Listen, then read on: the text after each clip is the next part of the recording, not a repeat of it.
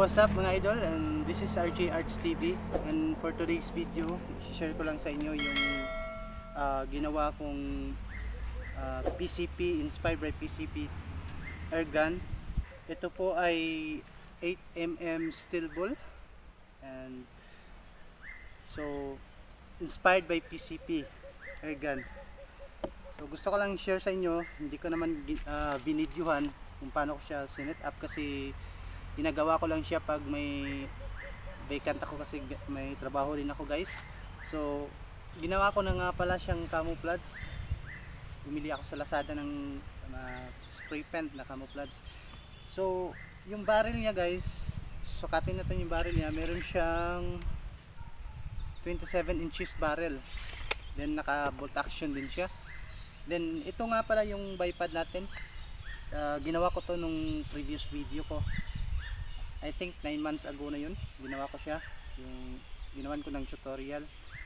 And then spray type lang nga po siya guys, kasi pag gawin ko sana tong butane type, kaso hahaba yung kanyang body chamber, kasama na yung housing ng ating butane type. Kaya since PCP naman yung ginagaya natin, PCP air gun, so ginawa ko na lang siyang spray type. And then yung butt stock niya sa inspired by M4, yung yan, hindi lang siya adjustable, Phoenix ko siya, pero removable po siya guys.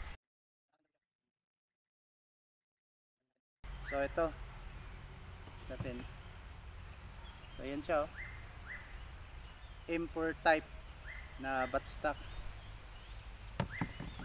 So, balik natin.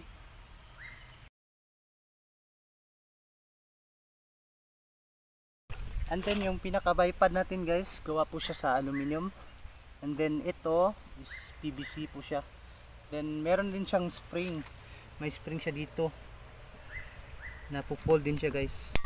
Yan, po-fold siya. Tapos ganun. Check lang natin. So ito susunod natin guys, yung naka-bolt action po siya dito. Yan. Tapos lagay natin dito yung 8mm steel ball. So, ganyan siya. And then yung niya is spray type. Ganito lang po yung design natin. Yan. Tapos yung trigger pala natin guys is naka-housing, nakatago po yan. Yung wire dito, dito yan dadaan papunta dito sa ating trigger. Yan siya, pakaganda. So ayan siya. Yung buttstock pala nito is mahogany lang siya. Tapos may screw siya dito kasi ma-disassemble naman to. Screw dito dalawa, saka meron din dito sa kabila dalawa. So then itong body chamber natin is tatanggal din dito, removable din siya. Ito sa kanyang buttstock, maganda naman sa buttstock niya, kaso in-improvise ko siya, in-improve ko siya. Ginawa ko siyang adjustable na siya. So ito hindi naman siya adjustable, ito hindi siya adjustable, pero nakaisip ako ng paraan kung paano siya gawin na adjustable.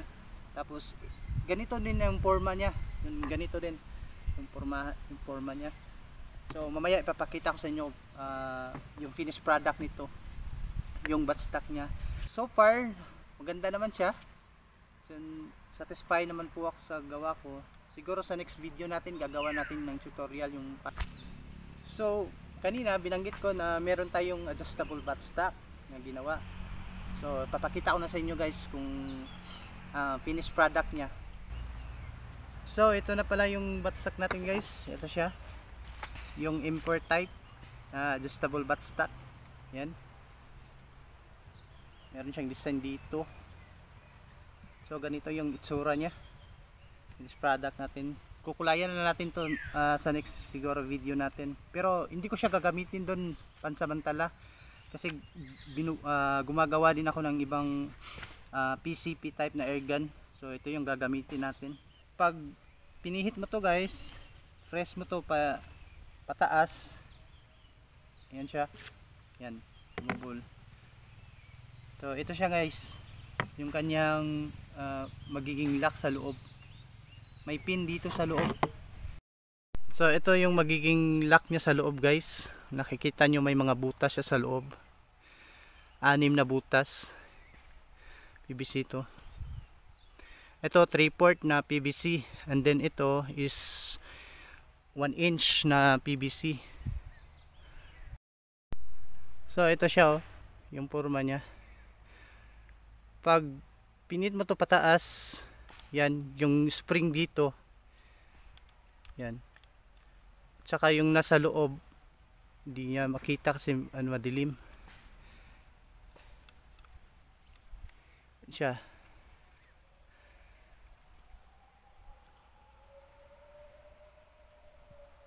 So ganito lang siya guys, no? Kapit natin to. Press natin to pataas. Tapos lagay natin to. Pag makarinig kayo ng parang ganito. Yan. Ibig sabihin nakalock niya po yan. Yan, oh. Hindi na siya matatanggal. I-adjustable siya. Tanggalin muna natin to.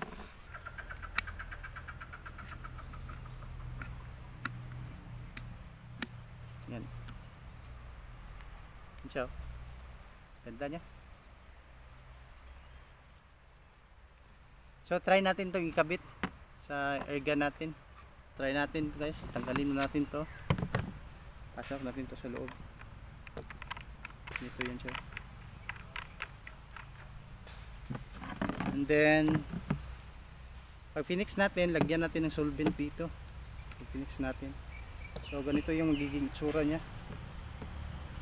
Pag finix natin. So pag gusto mo ng mahaba, adjust na lang dito. Adjust na natin.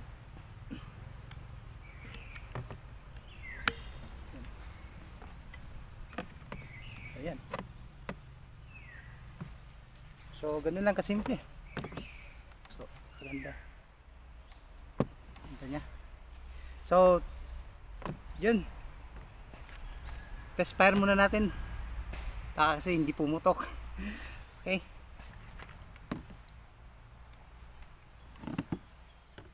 So ayan, test fire natin guys. Bili natin to. So lagyan natin siya ng mga 4 na spray lang. Test balik na.